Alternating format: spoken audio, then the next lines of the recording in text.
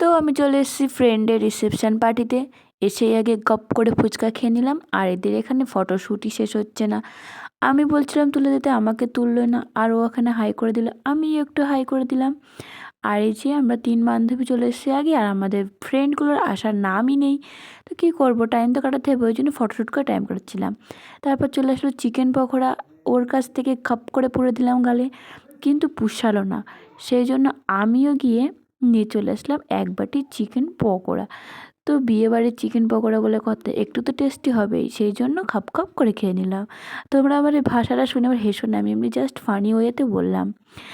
তো তারপরে খেতে বসে গেছিলাম, যেহেতু আমরা মেয়ে তাড়াতাড়ি বাড়ি চলে যাব, ছেলেরা দেরি করে যাবে, তো ওদেরকে রেখেই আমরা খেয়ে নিয়েছিলাম। এই যে মেনু কার্ড, আর এর ভিডিও পরে আসবে, খাওয়ার ভিডিও। আর এখানে নাচ গানা করছিলাম, তারপরে একটা ফানি ভিডিও শ্যুট করার জন্য এইসব গিফটগুলো দেওয়া হয়েছিল, আর এটা ছিল মেন গিফট। বাই।